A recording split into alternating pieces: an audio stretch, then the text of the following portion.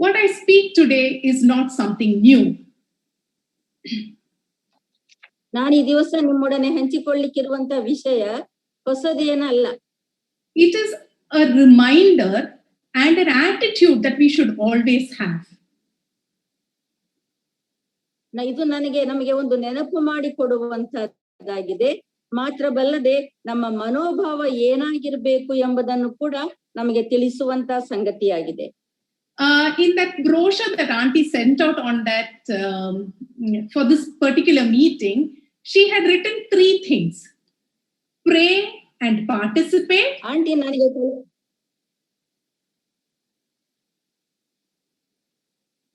Aunty ನನಗೆ ಕಳಿಸಿಕೊಟ್ಟಂತ brochure ನಲ್ಲಿ 3 ವಿಷಯಗಳಿದ್ದವು. ಮೊದಲನೇದಾಗಿ ಪ್ರಾರ್ಥನೆ ಮಾಡ್ರಿ ಮತ್ತು ಭಾಗವಹಿಸಿರಿ ಎಂಬುದಾಗಿ ಹೇಳಿ. And there was one more word, one more thing you had to do. Do you know what that was? ಮತ್ತೊಂದು ವಿಷಯ ನೀವು ಮಾಡಬೇಕಾಗಿದೆ, ಮೂರನೇದು. ಅದೇನೆಂಬುದಾಗಿ ನಿಮ್ಗೆ ಗೊತ್ತುಂಟಾ? Encourage others. ಬೇರೆಯವರನ್ನು ಕೂಡ ನೀವು ಪ್ರೋತ್ಸಾಹಿಸಿರಿ ಎಂಬುದಾಗಿ ಹೇಳಿ. ಪ್ರಾರ್ಥಿಸಿರಿ, ಭಾಗವಹಿಸಿರಿ ಮತ್ತು ಇತರರನ್ನು ಪ್ರೋತ್ಸಾಹಿಸಿರಿ. So when I had asked Auntie Mabel, what should I speak on? She said, let the Holy Spirit lead you. And I was so thrilled to see that the Lord had led me to choose the word encourage. ನಾನು ಆಂಟಿಯವರನ್ನ ಕೇಳಿದೆ ಯಾವ ವಿಷಯವಾಗಿ ಮಾತನಾಡಬೇಕು ಎಂಬುದಾಗಿ ಹೇಳಿ. ಆಗ ಅವರು ನನಗೆ ಹೇಳಿದ್ರು, ದೇವರ ಆತ್ಮನು ನಿಮ್ಮನ್ನು ಹೇಗೆ ನಡೆಸುತ್ತಾರೋ ಅದಕ್ಕನುಸಾರವಾದಂತ ವಿಷಯವನ್ನ ನೀವು ಆರಿಸಿಕೊಳ್ಳ್ರಿ ಎಂಬುದಾಗಿ ಹೇಳಿ. ಹಾಗಾಗಿ ಅದು ನನ್ನನ್ನು ಬಹಳವಾಗಿ ಸಂತೋಷ ಪಡಿಸುವಂತ ಸಂಗತಿಯಾಗಿದೆ. So who needs encouragement? Just look around on your... ನಾನು ಈಗ ಹೇಳುವಂತದ್ದು ಪ್ರೋತ್ಸಾಹ ಪಡಿಸುವುದು ಎಂಬುದಾಗಿ ಹೇಳಿ. ಯಾರಿಗೆ ಪ್ರೋತ್ಸಾಹದ ಅಗತ್ಯವಿದೆ?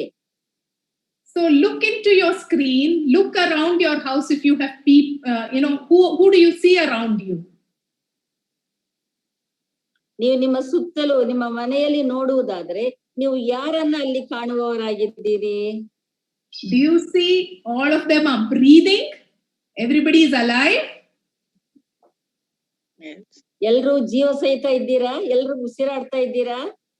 Then every breathing person needs encouragement.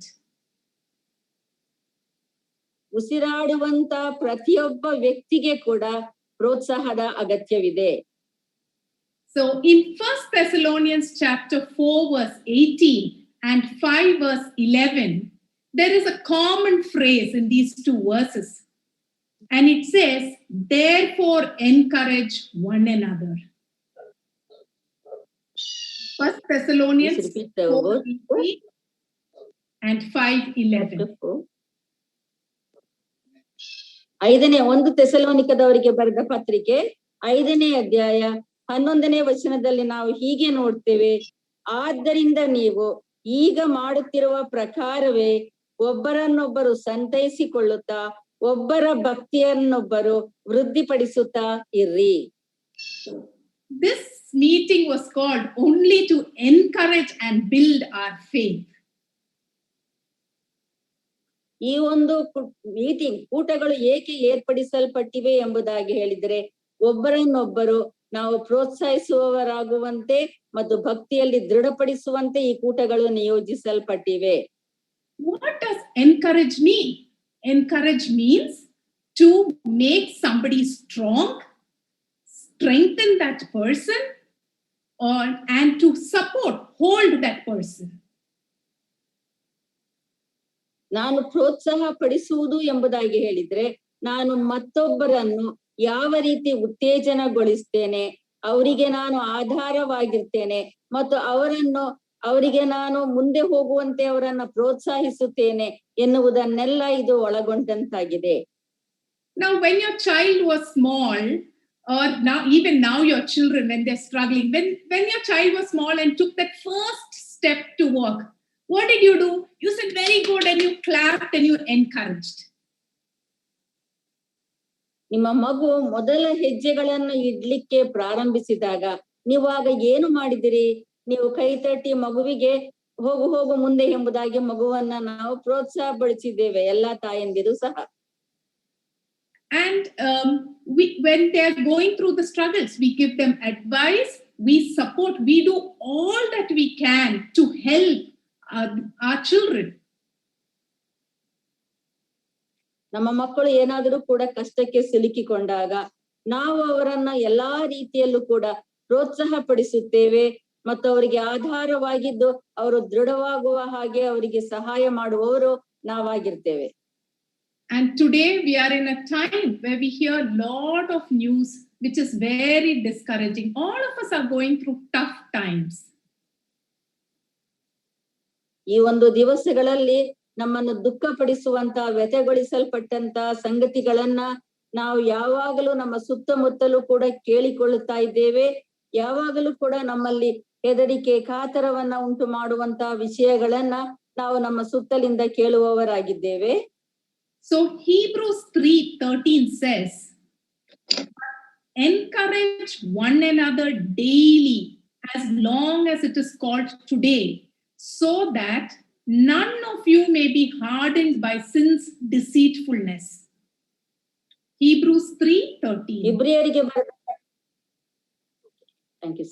ಇಬ್ರಿಯರಿಗೆ ಬರೆದ ಪತ್ರಿಕೆ 3ನೇ ಅಧ್ಯಾಯ 13ನೇ ವಚನದಲ್ಲಿ ನಾವು ಹೀಗೆ ಓದ್ತೇವೆ, ನಿಮ್ಮಲ್ಲಿ ಒಬ್ಬರಾದರೂ ಪಾಪದಿಂದ ಮೋಸ ಹೋಗಿ ಕಠಿಣರಾಗದಂತೆ ಈ ಹೊತ್ತು ಎಂಬ ಕಾಲವು ಇರುವ ತನಕ ಪ್ರತಿನಿತ್ಯವೂ ಒಬ್ಬರನ್ನೊಬ್ಬರು ಎಚ್ಚರಿಸಿರಿ. So today also our problems can discourage us. We can lose faith. We can become hard sometimes, so we need to be encouraged to keep our faith. ಈ ದಿವಸ ಕೂಡ ನಾವು ನಂಬಿಕೆಯಲ್ಲಿ ಬಿದ್ದು ಹೋಗಬಹುದು ಮತ್ತು ಮನಗುಂದಿ ಹೋಗಬಹುದು. ಹಾಗಾಗಿ ನಂಬಿಕೆಯಲ್ಲಿ ದೃಢವಾಗುವಂತೆ ನಾವು ಪ್ರತಿನಿತ್ಯವೂ ಕೂಡ ಒಬ್ಬರನ್ನೊಬ್ಬರು ಪ್ರೋತ್ಸಾಹಿಸುವವರು ಆಗಿರಬೇಕು. So there are many examples in the Bible about how people have encouraged. Either you encourage yourself or you encourage others. ಸತ್ಯವೇದದಲ್ಲಿ ನಾವು ಅನೇಕ ಸಂದರ್ಭಗಳನ್ನ ನಾವು ನೋಡುವವರಾಗಿದ್ದೇವೆ. ಅದು ನಾವು ನಮ್ಮನ್ನು ನಾವು ಪ್ರೋತ್ಸಾಹ ಪಡಿಸಿಕೊಳ್ಳುವಂತಹದ್ದು ಅಥವಾ ಇತರರನ್ನು ಪ್ರೋತ್ಸಾಹ ಪಡಿಸುವಂತಹದ್ದು ಆಗಿದೆ. So in 1 Samuel chapter 30, we see David is in Ziklag while they were away, the enemies came and they burned the city and carried away all their possession, wife and children were all taken away. ನಾವು 1 ಸಮುವೇಲನ ಪುಸ್ತಕದಲ್ಲಿ 13ನೇ ಅಧ್ಯಾಯದಲ್ಲಿ ನಾವು ಹೀಗೆ ಓದ್ತೇವೆ, ಅವರೆಲ್ಲರೂ ಕೂಡ 30ನೇ ಅಧ್ಯಾಯ 1 ಸಮುವೇಲ 13 sister 30 ಅಧ್ಯಾಯದಲ್ಲಿ ನಾವು ಹೀಗೆ ಓದ್ತೇವೆ, ದಾವೀದನು ಅವನ ಜನರು ಚಿಕ್ಲಗೂರನ್ನು ಮುಟ್ಟಿದರು, ಅಷ್ಟರೊಳಗೆ ಅಮಲೇಕ್ಯರು ಬಂದು ಆ ಊರಿಗೆ ಬೆಂಕಿ ಹಚ್ಚಿ ಸುಟ್ಟು ಹಾಳು ಮಾಡಿ ಅದರಲ್ಲಿದ್ದ ಹೆಂಗಸರನ್ನು ಚಿಕ್ಕವರನ್ನು ದೊಡ್ಡವರನ್ನು ಸೆರೆ ಹಿಡಿದುಕೊಂಡು ಹೋಗಿದ್ದರು, ಆದರೆ ಯಾರನ್ನು ಕೊಂದಿರಲಿಲ್ಲ. And David's men were grieving. They wept till they had no strength. Then they turned against David. ನಾವು ಅಲ್ಲಿ ನೋಡ್ತೇವೆ, ಇಂತಹ ಪರಿಸ್ಥಿತಿಯನ್ನು ಕಂಡು ದಾವೀದನ ಜೊತೆಯಲ್ಲಿದ್ದ ಜನರು ತಮ್ಮಿಂದಾಗುವಷ್ಟು ಕಾಲ ಗಟ್ಟಿಯಾಗಿ ಅತ್ತರು ಎಂಬುದಾಗಿ ನಾವಲ್ಲಿ ನೋಡ್ತೇವೆ. ಆಗ ದಾವೀದನು ಬಲು ಇಕ್ಕಟ್ಟಿನಲ್ಲಿ ಬಿದ್ದನು. Yes, David was in great distress because people were planning to stone him to death because they were grieving for their children. ನಾವಲ್ಲಿ ನೋಡ್ತೇವೆ, ದಾವೀದನಿಗೆ ಬಹಳ ಕ್ಲಿಷ್ಟ ಪರಿಸ್ಥಿತಿ ಉಂಟಾಯಿತು. ಯಾಕಂದರೆ ಅವನ ಜೊತೆಯಲ್ಲಿದ್ದವರೆಲ್ಲರೂ ಕೂಡ ತಮ್ಮ ನೆರೆಯವರಿಗೋಸ್ಕರವಾಗಿ ತನ್ನ ಪ್ರಿಯರಿಗೋಸ್ಕರವಾಗಿ ಅವರು ಗೋಳಾಡುತ್ತಾ ಇದ್ದರು. But what did David do? The last part of verse 6, Samuel 30 and verse 6 says that David encouraged himself in the Lord his God. ನಾವಲ್ಲಿ ನೋಡ್ತೇವೆ, ಆಗ ದಾವೀದನು ತನ್ನ ದೇವರಾದ ಯೆಹೋವನಲ್ಲಿ ತನ್ನನ್ನು ಬಲಪಡಿಸಿಕೊಂಡನು ಎಂಬುದಾಗಿ ಹೇಳಿ. So David looked beyond his circumstances to God. He sought God and found answer, found his strength in God. ದಾವೀದನು ಬಲು ಇಕ್ಕಟ್ಟಿನಲ್ಲಿ ಬಿದ್ದಾಗ, ಎಲ್ಲಿಂದಲೂ ಅವನಿಗೆ ಸಹಾಯ ದೊರಕದೆ ಹೋದಾಗ, ಅವನು ತನ್ನ ದೇವರಾದ ಯೆಹೋವನಲ್ಲಿ ತನ್ನನ್ನು ಬಹಳವಾಗಿ ಬಲಪಡಿಸಿಕೊಂಡನು ಎಂಬುದಾಗಿ ದೇವರ ವಾಕ್ಯ ನಮಗೆ ತಿಳಿಸುವಂತದ್ದು ಆಗಿದೆ. So David teaches us, when our situation seems against us, people are against us, and how we can encourage ourselves by looking to God. In God is our strength. ದಾವೀದನು ನಮಗೆ ಈ ರೀತಿ ಇಂತಹ ಸಂದರ್ಭದಲ್ಲಿ ಕಲಿಸುತ್ತಾ ಇದ್ದಾನೆ. ನಮ್ಮ ಪರಿಸ್ಥಿತಿಗಳು ಕಠಿಣ ಪರಿಸ್ಥಿತಿಗಳಾದಾಗ, ನಮಗೆ ಆ ಪರಿಸ್ಥಿತಿಗಳಿಂದ ಹೊರಬರುವಂತ ದಾರಿ ಕಾಣದೆ ಹೋದಾಗ, ನಾವು ದಾವೀದನಂತೆ ಕರ್ತನನ್ನೇ ಮರೆ ಹೋಗುವವರು ಆಗಿರಬೇಕು ಎಂಬುದಾಗಿ ಹೇಳಿ. So one way to strengthen ourselves, to encourage ourselves, is to keep our eyes on God.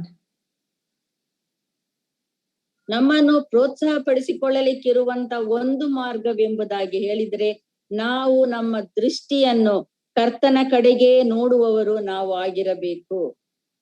Now, how to encourage others? So we see that in Acts chapter 27, Paul was sailing to Rome. ಇತರರ ಅಪೊಸ್ತಲರ ಕೃತ್ಯ 27ನೇ ಅಧ್ಯಾಯದಲ್ಲಿ ನಾವು ಇತರರನ್ನು ಪ್ರೋತ್ಸಾಹಿಸುವುದರ ಕುರಿತಾಗಿ ನಾವು ಓದ್ತೇವೆ.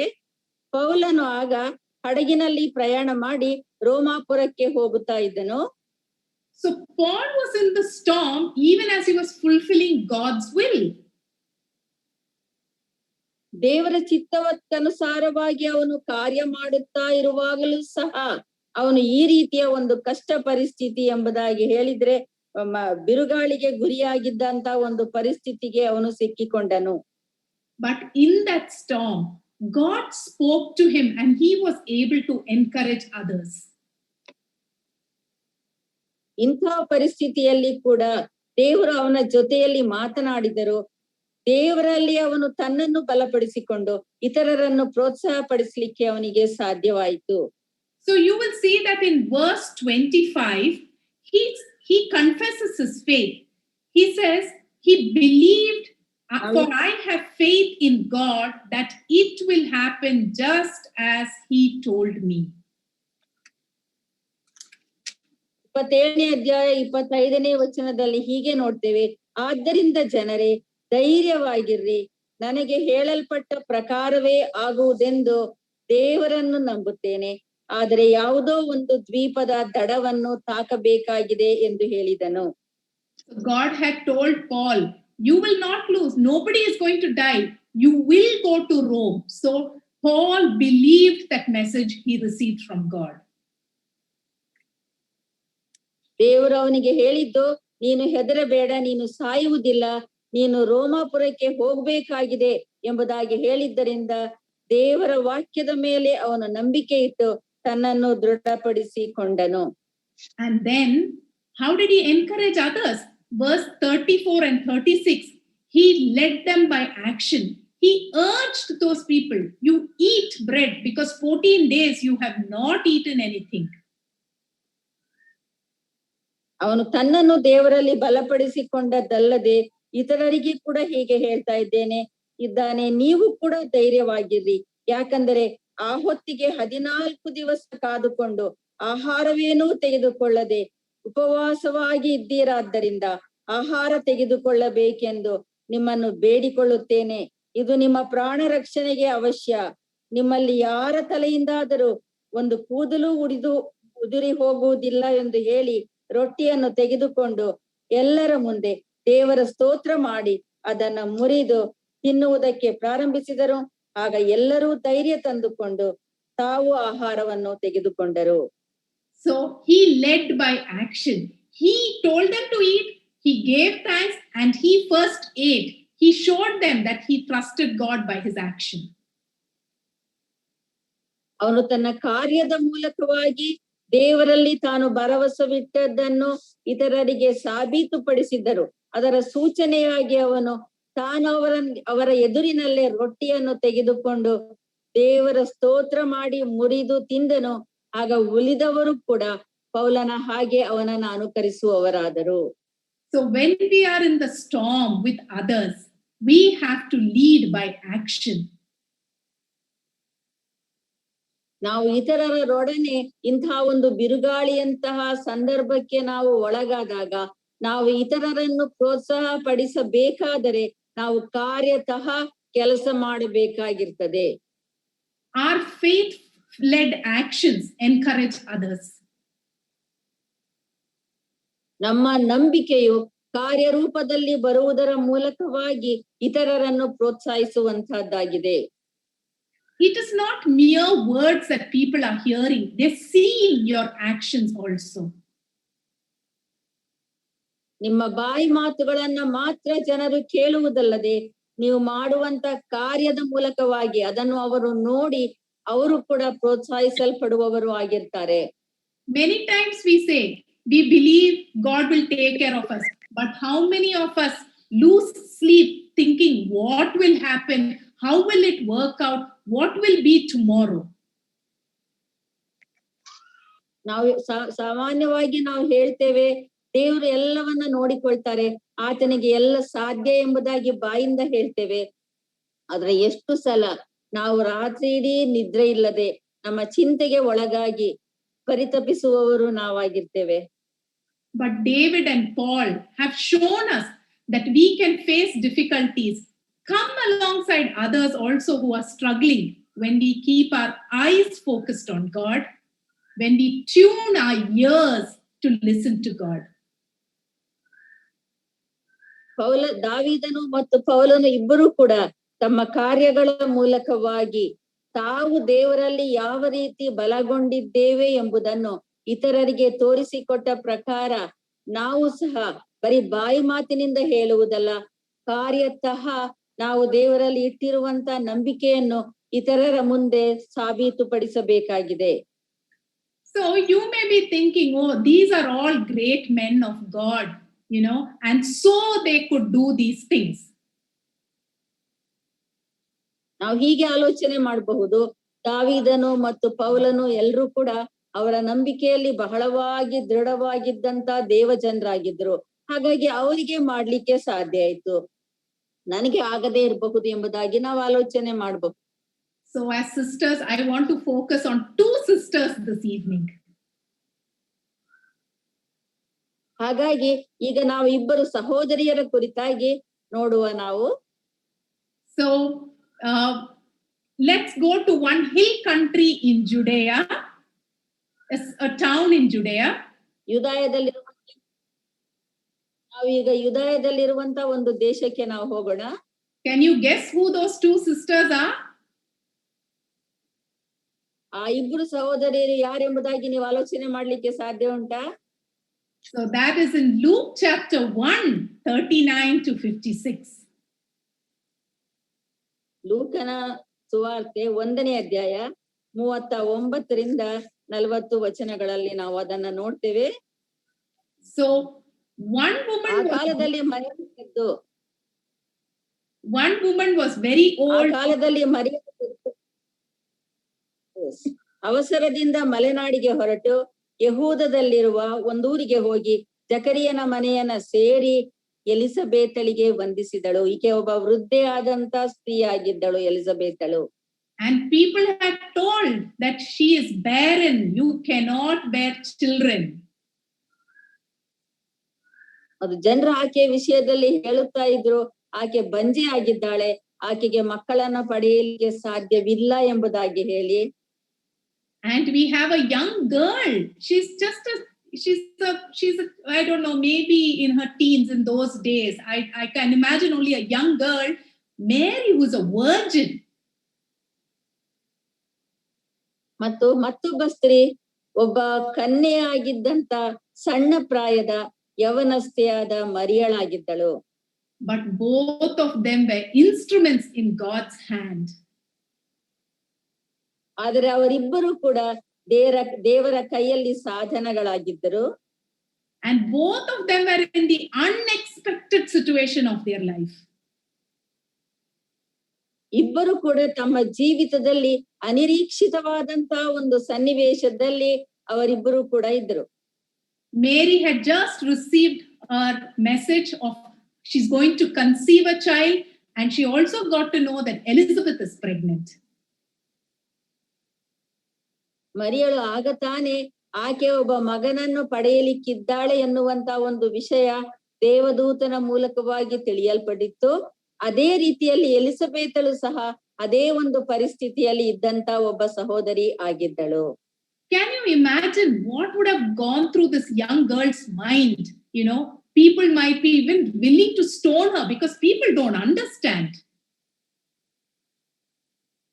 ಈ ಒಂದು ಸಣ್ಣ ಬಾಲ್ಯ ಪ್ರಾಯದಂತ ಯೌವನ ಪ್ರಾಯದ ಹುಡುಗಿಯ ಮನಸ್ಸಿನಲ್ಲಿ ಏನಾಗ್ತದೆ ಎಂಬುದಾಗಿ ನಿಮ್ಗೆ ಊಹಿಸಿಕೊಳ್ಳಿಕ್ಕೆ ಸಾಧ್ಯ ಉಂಟಾ? ಆಕೆ ಗರ್ಭಿಣಿಯಾಗಿದ್ದಳು. ಜನರು ಆಕೆಯನ್ನ ಅರ್ಥ ಮಾಡಿಕೊಳ್ಳದೆ ಯಾವ ರೀತಿಯಲ್ಲಿ ಆಕೆಯ ಮೇಲೆ ಅಪವಾದವನ್ನು ಹೊರಿಸ್ತಾ ಇದ್ರು ಎಂಬುದಾಗಿ ನೀವು ಕಲ್ಪನೆ ಮಾಡಿಕೊಳ್ಳಿಕ್ಕೆ ಸಾಧ್ಯ ಉಂಟಾ? So she needed to share with somebody, a person who would understand, and she knew the right person to go to. ಹಾಗಾಗಿ ತನ್ನ ಮನಸ್ಸಿನಲ್ಲಿರುವಂತ ಈ ಒಂದು ಭಾರವನ್ನು ಯಾರ ಜೊತೆಯಲ್ಲಾದರೂ ಹಂಚಿಕೊಳ್ಳಬೇಕು ಎಂಬುದಾಗಿ ಹೇಳಿ ಈ ಯೌವನ ಪ್ರಾಯದ ಸ್ತ್ರೀಯಾದಂತ ಮರಿಯಳು ಬಯಸಿದಳು. ಅದಕ್ಕೆ ಸರಿಯಾದಂತ ವ್ಯಕ್ತಿ ಎಂಬುದಾಗಿ ಹೇಳಿದರೆ ಎಲಿಜಬೇತಳು ಎಂಬುದಾಗಿ ಆಕೆ ನಿರ್ಧರಿಸಿ ಎಲಿಜಬೇತಳ ಬಳಿಗೆ ಆಕೆ ಹೋದಳು. And Elizabeth was a very godly woman, because when she became pregnant, she did not go to all the people and said, see, you called me barren, now I have become. No, she did not show, but she went into seclusion. ಎಲಿಜಬೇತಳು ಪ್ರಾಯಸ್ಥ ಸ್ತ್ರೀಯಾಗಿದ್ದಳು. ಆಕೆ ಹೋಗಿ ಎಲ್ಲರ ಬಳಿಗೆ ಹೋಗಿ ತನಗೆ ತಾನು ಗರ್ಭಿಣಿಯಾಗಿದ್ದೇನೆ ಎಂಬುದಾಗಿ ಹೇಳಲಿಲ್ಲ. ಆಕೆ ತನ್ನನ್ನು ಪ್ರತ್ಯೇಕಿಸಿಕೊಂಡು ದೇವರ ಸನ್ನಿಧಿಯಲ್ಲಿ ಆಕೆ ತನ್ನ ಜೀವಿತವನ್ನು ಕಳೆಯುತ್ತಾ ಇದ್ದಂತಹ ವ್ಯಕ್ತಿಯಾಗಿದ್ದಳು. And Elizabeth was somebody who delighted in other people's blessings. ಈ ಒಂದು ಇತರರಿಗೆ ದೊರಕಿರುವಂತ ಆಶೀರ್ವಾದದ ವಿಷಯದಲ್ಲಿ ಸಂತೋಷ ಪಡುವಂತಹ ವ್ಯಕ್ತಿ ಎಲಿಜಬೇತಳಾಗಿದ್ದಳು. Because we see that when in verses 41 to 45, ನಾವು ಇದೇ ಅಧ್ಯಾಯದಲ್ಲಿ 41ರಿಂದ 45 ವಚನಗಳನ್ನ ನಾವು ಓದುವುದಾದ್ರೆ, when Mary greeted Elizabeth, the baby in Elizabeth's womb leaped for joy, and Elizabeth was filled with the Holy Spirit, and she addressed Mary as the mother of her Lord. ನಾವು ಅಲ್ಲಿ ನೋಡ್ತೇವೆ, ಮರಿಯಳ ವಂದನೆಯನ್ನ ಕೇಳುತ್ತಲೇ ಎಲಿಜಬೇತಳ ಗರ್ಭದಲ್ಲಿದ್ದ ಕೂಸು ಹಾರಾಡಿತು, ಮತ್ತು ಎಲಿಜಬೇತಳು ಪವಿತ್ರಾತ್ಮ ಭರಿತಳಾಗಿ ಮಹಾಧ್ವನಿಯಿಂದ ಕೂಗಿ, ನೀನು ಸ್ತ್ರೀಯರೊಳಗೆ ಆಶೀರ್ವಾದ ಹೊಂದಿದವಳು, ಮತ್ತು ನಿನ್ನಲ್ಲಿ ಹುಟ್ಟುವ ಕೂಸು ಆಶೀರ್ವಾದ ಹೊಂದಿದ್ದು ಎಂಬುದಾಗಿ ಹೇಳಿರುವುದನ್ನ ನಾವು ನೋಡ್ತೇವೆ. So Elizabeth was able to recognize that the baby to be born through Mary was her Lord, the Savior that she was waiting for. ಎಲಿಜಬೇತಳು ಮರಿಯಳ ಗರ್ಭದಲ್ಲಿರುವಂತ ಕೂಸು ಆ ಲೋಕ ರಕ್ಷಕನು ಮತ್ತು ತನ್ನ ರಕ್ಷಕನು ಎಂಬುದನ್ನ ಗುರುತಿಸಲಿಕ್ಕೆ ಆಕೆಗೆ ಸಾಧ್ಯವಾಗಿತ್ತು. It was because the Holy Spirit enabled Elizabeth to know and recognize. Even today, when a person hears God's word and submits to the Lord Jesus as a Savior, this is the work of the Holy Spirit. ಹೀಗಾಗಿ ಮರಿಯಳ ಗರ್ಭದಲ್ಲಿದ್ದ ಕೂಸಿನ ವಿಷಯದಲ್ಲಿ ಎಲಿಜಬೇತಳು ಗುರುತಿಸಲಿಕ್ಕೆ ಸಾಧ್ಯವಾಯಿತು. ಯಾಕಂದರೆ ಆಕೆ ಕನ್ಯೆ ತನ್ನ ದೇವರ ಅನ್ಯೋನ್ಯತೆಯಲ್ಲಿ ಇರುವಂತವಳಾಗಿದ್ದಳು. ಈ ದಿವಸ ಕೂಡ ನಾವು ದೇವರ ಅನ್ಯೋನ್ಯತೆಯಲ್ಲಿ ಇರುವುದಾದರೆ ಇತರರಲ್ಲಾಗುತ್ತಾ ಇರುವಂತ ದೇವರ ಕಾರ್ಯವೈಖರಿಯನ್ನ ಗುರುತಿಸ್ಲಿಕ್ಕೆ ನಮಗೆ ಸಾಧ್ಯವಾಗ್ತದೆ. Now the Holy Spirit is the third person of Trinity. ತ್ರೈಕತ್ವದ ಮೂರನೇ ವ್ಯಕ್ತಿ ಪರಿಶುದ್ಧಾತ್ಮನಾಗಿದ್ದಾರೆ. And whenever the Lord Jesus Christ is lifted up, glorified, acknowledged as Savior, it is the work of the Holy Spirit. ಯಾವಾಗಲಾದರೂ ಕೂಡ ಕರ್ತನಾದ ಯೇಸು ಕ್ರಿಸ್ತನನ್ನು ಮಹಿಮೆ ಪಡಿಸುವುದಾದರೆ ಆತನನ್ನು ರಕ್ಷಕನು ಎಂಬುದಾಗಿ ಅರಿಕೆ ಮಾಡಬೇಕಾದರೆ ಅದು ದೇವರ ಪರಿಶುದ್ಧಾತ್ಮನ ಕಾರ್ಯದ ಮೂಲಕವಾಗಿ ಮಾತ್ರ ಸಾಧ್ಯವಾಗುವಂತಹದ್ದಾಗಿದೆ. So under the influence of the Holy Spirit, Elizabeth was able to welcome Mary with kindness and encourage Mary. ಪರಿಶುದ್ಧಾತ್ಮನ ಈ ಕಾರ್ಯದ ಮೂಲಕವಾಗಿಯೇ ಎಲಿಜಬೆತಳು ಮರಿಯಳನ್ನು ಸಂತೋಷದಿಂದ ಸ್ವೀಕರಿಸಿ ಆಕೆಯನ್ನ ಪ್ರೋತ್ಸಾಹಪಡಿಸ್ಲಿಕ್ಕೆ ಧೈರ್ಯಪಡಿಸ್ಲಿಕ್ಕೆ ಸಾಧ್ಯವಾಯಿತು. She called her, "Blessed are you among women," and she said, "The fruit of her womb is blessed." Truly, the Lord Jesus Christ is blessed. Mary was a blessed instrument in God's hand.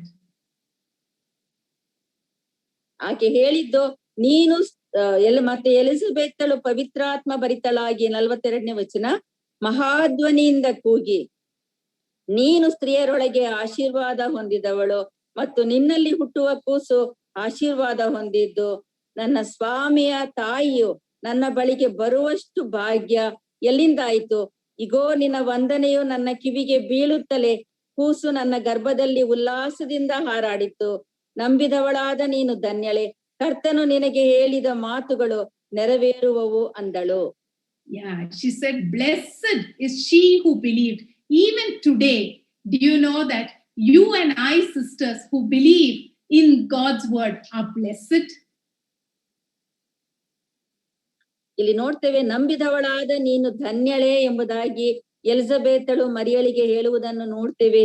ಈ ದಿವಸವೂ ಕೂಡ ಸಹೋದರಿಯರೇ, ನಾವು ದೇವರಲ್ಲಿ ಪೂರ್ಣವಾದ ನಂಬಿಕೆಯನ್ನು ಇಟ್ಟಿರುವವರಾದರೆ ನಾವು ದೇವರ ದೃಷ್ಟಿಯಲ್ಲಿ ಧನ್ಯರೇ ಆಗಿದ್ದೇವೆ.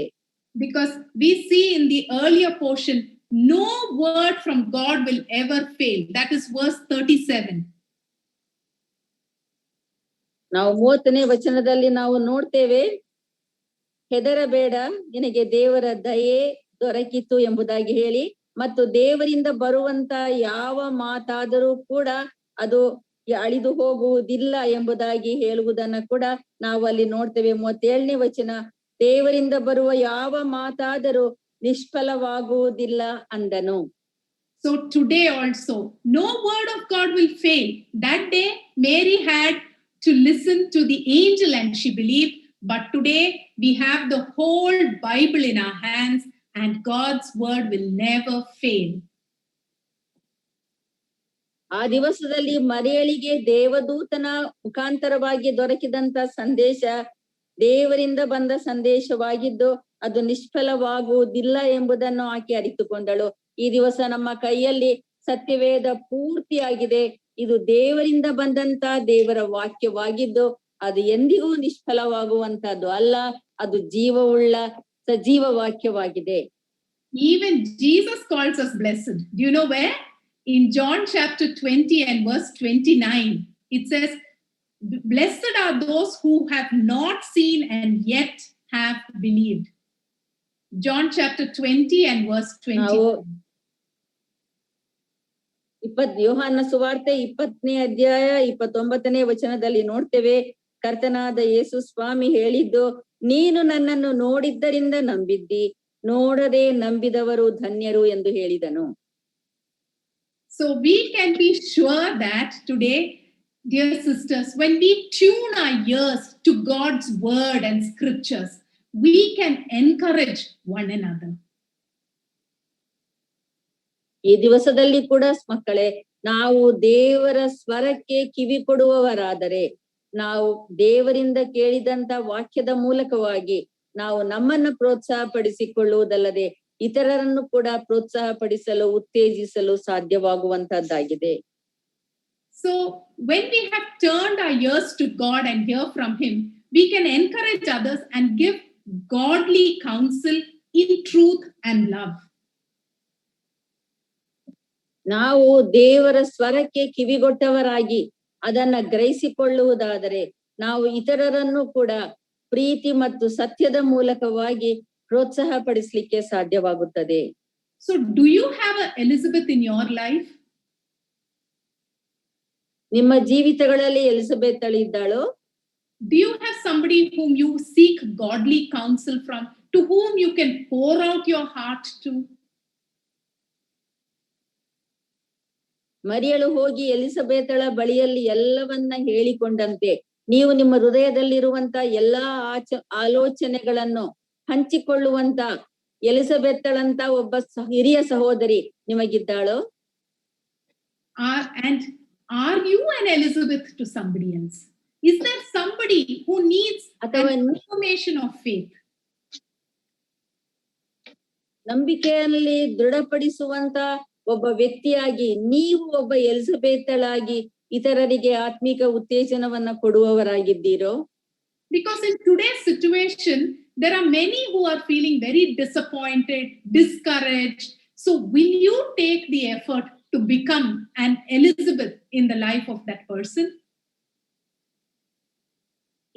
ಈ ದಿವಸಗಳಲ್ಲಿ ಅನೇಕರು ಈ ರೀತಿಯ ಮಾನಸಿಕ ಗೊಂದಲ ಮತ್ತು ಒತ್ತಡಕ್ಕೆ ಒಳಗಾದವರಾಗಿದ್ದಾರೆ.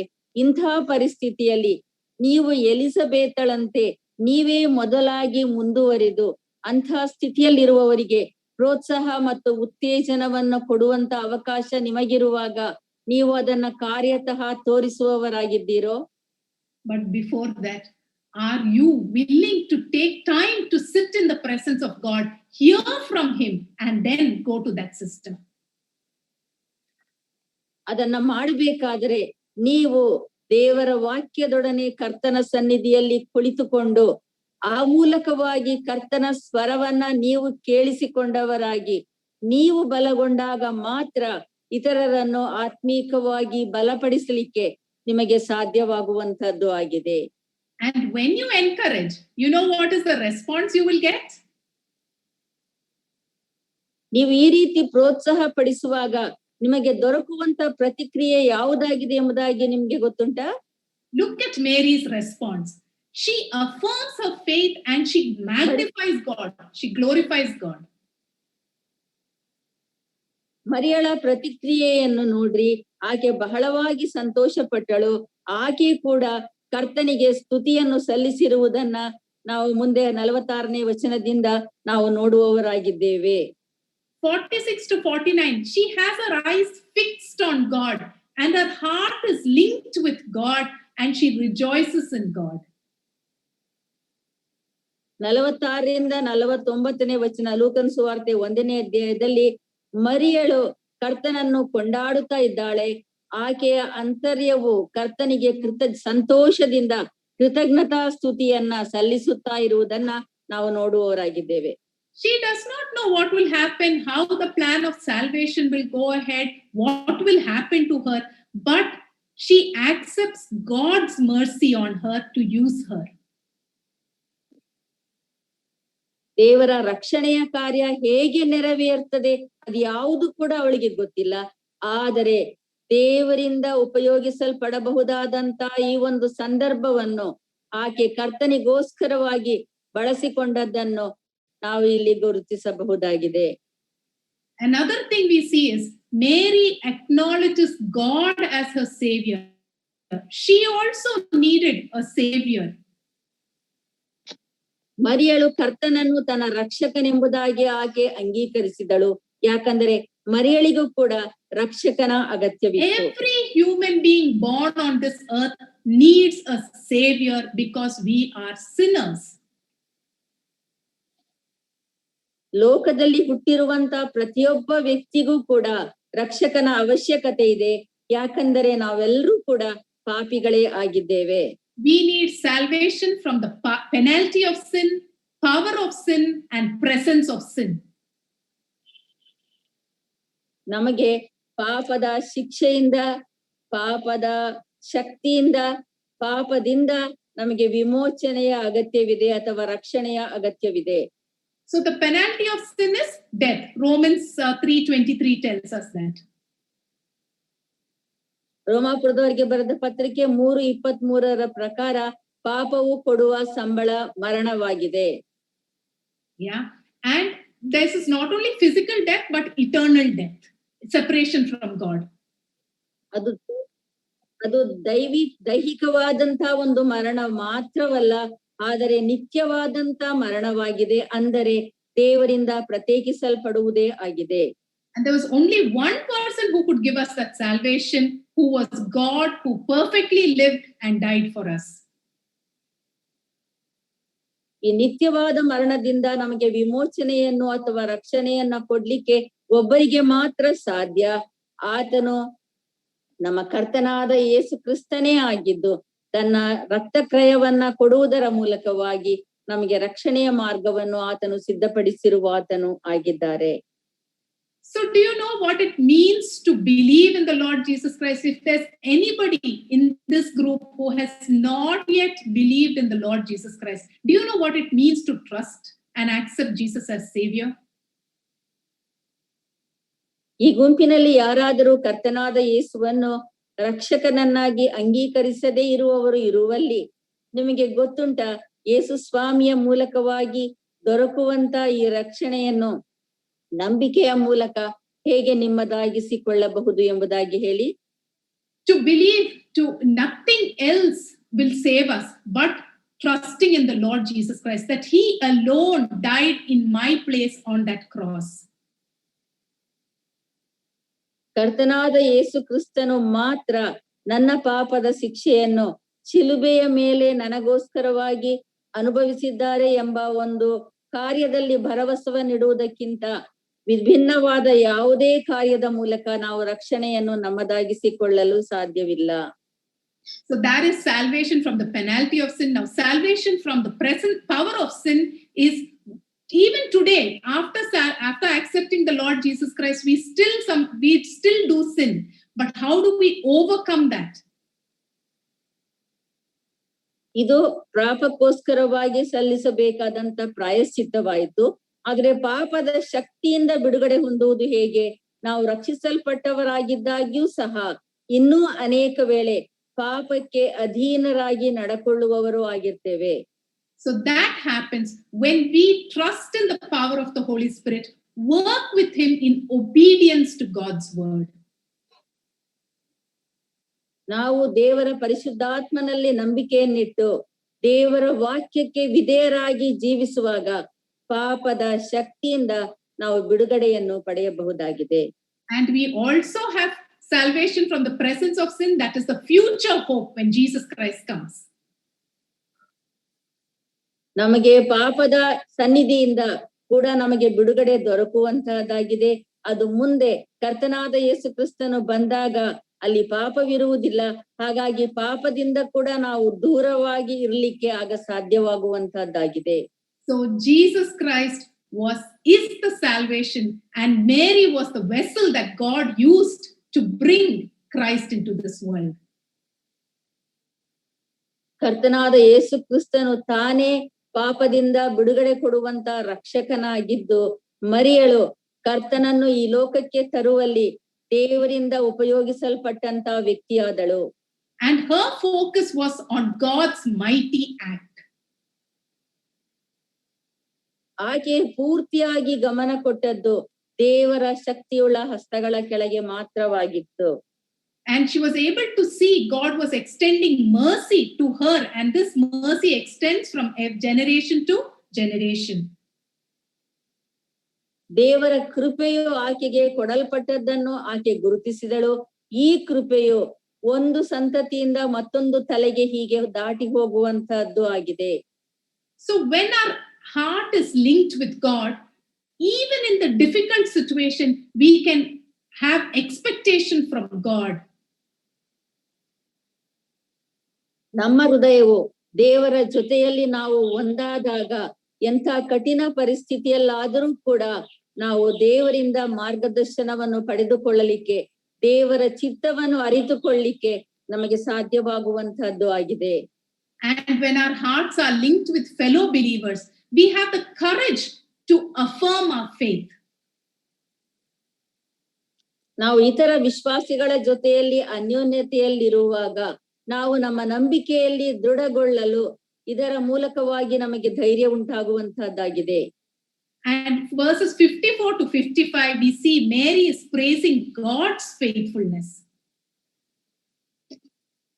54ರಿಂದ 56ರವರೆಗೆ ನಾವು ನೋಡ್ತೇವೆ, ಮರಿಯಳು ದೇವರ ನಂಬಿಗಸ್ತಿಕೆಗೋಸ್ಕರವಾಗಿ ಆತನನ್ನ ಕೊಂಡಾಡುವವಳು ಆಗಿದ್ದಾಳೆ.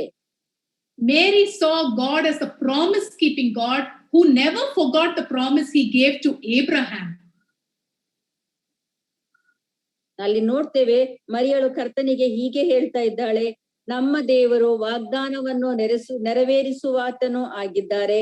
ಆತನು ಅಬ್ರಹಾಮನಿಗೂ ಆತನ ವಂಶದವರಿಗೂ ಮಾಡಿದಂತ ವಾಗ್ದಾನವನ್ನು ಯಾವಾಗಲೂ ನೆನೆಸಿಕೊಂಡು ತನ್ನ ಸೇವಕನಾದ ಇಸ್ರಾಯೇಲನ್ನು ಕೈ ಹಿಡಿದಿದ್ದಾನೆ ಎಂಬುದಾಗಿ ಮರಿಯಳು ಹೇಳುತ್ತಾ ಇದ್ದಾಳೆ. Our God is an unchanging God and a promise-keeping God. ನಮ್ಮ ದೇವರು ಬದಲಾಗದಂತ ದೇವರಾಗಿದ್ದಾರೆ ಮತ್ತು ವಾಗ್ದಾನಗಳನ್ನು ನೆರವೇರಿಸುವಂತ ದೇವರು ಸಹ ಆಗಿದ್ದಾರೆ. Israel was not a very exemplary nation or a faithful nation, but the God of Israel is merciful and faithful to keep every promise he made. Israel ಜನರು ಬಹಳ ಅತ್ಯುತ್ತಮವಾದಂತ ಮಾದರಿಯಾದ ಜನರು ಅಥವಾ ನಂಬಿಗಸ್ತ ಜನರು ಆಗಿರ್ಲಿಲ್ಲ. ಆದರೆ ಅವರ ದೇವರು ಕೃಪಾಪೂರ್ಣನಾಗಿದ್ದು ತಾನು ಮಾಡಿದಂತ ವಾಗ್ದಾನಕ್ಕೆ ಬದ್ಧರಾಗಿ ದೇವರು ನಡ್ಕೊಂಡದ್ದನ್ನು ನಾವು ಇಸ್ರಾಯೇಲರ ಚರಿತ್ರೆಯ ಮೂಲಕವಾಗಿ ಕಲಿತುಕೊಳ್ಳಬಹುದಾಗಿದೆ. So dear sisters, even today, we believe in the same faithful, merciful, promise-keeping God. ಈ ಪ್ರೀತಿಯ ಸಹೋದರಿಯರೇ, ಈ ದಿವಸವೂ ಕೂಡ ನಾವು ನಂಬಿಗಸ್ತನಾದಂತ ವಾಗ್ದಾನವನ್ನ ನೆರವೇರಿಸುವಂತ ದೇವರ ಮಕ್ಕಳು ಆಗಿದ್ದೇವೆ. So we can keep our eyes fixed. ಹಾಗಾಗಿ ನಾವು ನಮ್ಮ ದೃಷ್ಟಿಯನ್ನು ಕರ್ತನ ಕಡೆಗೆ ನಾವು ಕೇಂದ್ರೀಕರಿಸಬಹುದಾಗಿದೆ. Our ears tuned to his word. ದೇವರ ಸ್ವರವನ್ನು ಕೇಳಿಸಿಕೊಳ್ಳುವಂತೆ ನಮ್ಮ ಕಿವಿಗಳು ಸಿದ್ಧವಾಗಿರಬೇಕಾಗಿದೆ. And our hearts linked with God and fellow human beings through this life journey. ಈ ಲೋಕದ ಭೂಯಾತ್ರೆಯಲ್ಲಿ ನಮ್ಮ ಹೃದಯಗಳು ದೇವರೊಡನೆ ಮತ್ತು ಇತರ ವಿಶ್ವಾಸಿಗಳೊಡನೆ ಒಂದೇ ಸಮನ್ವಯದೊಡನೆ ಇರಬೇಕಾಗಿದೆ. I don't know what storm you're facing today or the situations of your life. ನಿಮ್ಮ ಜೀವಿತದ ಪರಿಸ್ಥಿತಿ ಹೇಗಿದೆ, ಯಾವ ರೀತಿಯ ಬಿರುಗಾಳಿಯಲ್ಲಿ ನೀವು ಹಾದು ಹೋಗುತ್ತಿದ್ದೀರಿ, ಅದು ನನಗೆ ಗೊತ್ತಿಲ್ಲದೆ ಇರಬಹುದು. But we know that we have a God who has promised never to leave us nor forsake us. ಆದ್ರೆ ನಮಗಿರುವಂತಹ ದೇವರು ನಿನ್ನನ್ನು ಎಂದಿಗೂ ಕೈ ಬಿಡುವುದಿಲ್ಲ, ಎಂದಿಗೂ ತೊರೆಯುವುದಿಲ್ಲ ಎಂಬುದಾಗಿ ವಾಗ್ದಾನ ಮಾಡಿದ ದೇವರಾಗಿದ್ದು ಆತನು ಬದ್ಧನಾಗಿ ನಡ್ಕೊಳ್ಳುವಾತನು ಆಗಿದ್ದಾರೆ. We have a God who will use us as his instruments in this world. ಈ ಲೋಕದಲ್ಲಿ ತನ್ನ ಸಾಧನಗಳಾಗಿ ನಮ್ಮನ್ನ ಉಪಯೋಗಿಸುವ ದೇವರು ನಮ್ಮ ದೇವರಾಗಿದ್ದಾರೆ. And he will help us to walk victoriously when we keep our eyes fixed on him. ನಾವು ಆತನನ್ನೇ ದೃಷ್ಟಿಸುತ್ತಾ ಮುಂದೆ ನಡೆಯುವಾಗ ಆತನು ನಮ್ಮನ್ನು ತನ್ನ ಚಿತ್ತಕ್ಕನುಸಾರವಾಗಿ ನಡೆಸುವಾತನು ಆಗಿದ್ದಾರೆ. So today, ಜಯಪ್ರದವಾದಂತ ಜೀವಿತಕ್ಕೆ ನಮ್ಮನ್ನ ನಡೆಸುತ್ತಾರೆ. So as I said, we were linking our hearts. Who will you invite today to link your heart with? Because remember, whoever you invite, they will influence your life. ನೀವು ಯಾರು ನಿಮ್ಮ ಜೀವಿತದ ಮೇಲೆ ಪ್ರಭಾವವನ್ನ ಉಂಟು ಮಾಡುತ್ತಾರೋ ಆತನ ಜೊತೆಯಲ್ಲಿ ಹೊಂದಿಕೊಂಡು ಜೀವಿಸಬೇಕಾದರೆ ಯಾರನ್ನ ನೀವು ಈ ದಿವಸ ಆರಿಸಿಕೊಳ್ಳುವವರಾಗಿದ್ದೀರಿ? So when who you link your heart with is important. So be careful, dear sisters, that you prayerfully ask the Lord to guide you to believers who love the Lord and honor him. ನೀವು ಯಾರ ಜೊತೆಯಲ್ಲಿ ಹೊಂದಿಕೊಂಡು ಜೀವಿಸಲಿಕ್ಕೆ ನೀವು ಇಷ್ಟಪಡುತ್ತೀರೋ ಈ ದಿವಸ ಕರ್ತನನ್ನ ನೀವು ಬೇಡಿಕೊಳ್ಳಿರಿ. ಸ್ವಾಮಿ, ನನ್ನನ್ನ ಆತ್ಮೀಕವಾಗಿ ಬಲಪಡಿಸುವಂತ ವ್ಯಕ್ತಿಯನ್ನ ಒದಗಿಸಿಕೊಡ್ರಿ. ನಾವು ಅವರ ಜೊತೆಯಲ್ಲಿ ಒಂದಾಗಿ ಪರಸ್ಪರ ಪ್ರೋತ್ಸಾಹಿಸುವವರು ಆಗುವಂತೆ ಸಹಾಯಿಸಿರಿ ಎಂಬುದಾಗಿ ನಾವು ದೇವರನ್ನ ಬೇಡಿಕೊಳ್ಳಬಹುದಾಗಿದೆ. So finally, to wind up this, let's say, therefore, dear sisters, let us encourage and build each other up. ಈಗ ನಾವು ಇದನ್ನ ಅಂತ್ಯಗೊಳಿಸುವ ಮೊದಲು ಒಂದು ಮಾತನ್ನ ಹೇಳಲಿಕ್ಕೆ ಇಷ್ಟಪಡ್ತೇನೆ. ಪ್ರಿಯ ಸಹೋದರಿಯರೇ, ನಾವು ಒಬ್ಬರನ್ನೊಬ್ಬರು ಪ್ರೋತ್ಸಾಹ ಪಡಿಸುವವರು, ಒಬ್ಬರನ್ನೊಬ್ಬರು ಬಲಪಡಿಸುವವರು ಆಗಿರೋಣ. And let us link our heart with God and fellow believers. ನಾವು ನಮ್ಮ ಸಹ ವಿಶ್ವಾಸಿಗಳ ಜೊತೆಯಲ್ಲಿ ಮತ್ತು ದೇವರ ಜೊತೆಯಲ್ಲಿ ಒಂದೇ ಮನಸ್ಸುಳ್ಳವರಾಗಿ ನಾವು ಜೀವಿಸೋಣ. And tune your ears to the Holy Spirit to speak and to lead you. ಪರಿಶುದ್ಧಾತ್ಮನು ನಮ್ಮೊಡನೆ ಮಾತನಾಡುವುದನ್ನು ಗ್ರಹಿಸಿಕೊಳ್ಳಲು ಸಾಧ್ಯವಾಗುವಂತೆ ನಮ್ಮ ಕಿವಿಗಳನ್ನು ಯಾವಾಗಲೂ ಸಿದ್ಧಪಡಿಸಿಟ್ಟುಕೊಳ್ಳೋಣ. May the Lord bless these words and encourage you all to live a fruitful life. ದೇವರ ಈ ವಾಕ್ಯಗಳನ್ನ ನಮಗೆ ಆಶೀರ್ವದಿಸಲಿ ಮತ್ತು ಫಲದಾಯಕವಾದಂತ ಜೀವಿತವನ್ನು ಜೀವಿಸುವಂತೆ ನಿಮ್ಮೆಲ್ಲರಿಗೆ ಕೂಡ ದೇವರು ಸಹಾಯ ಮಾಡಲಿ. God bless you.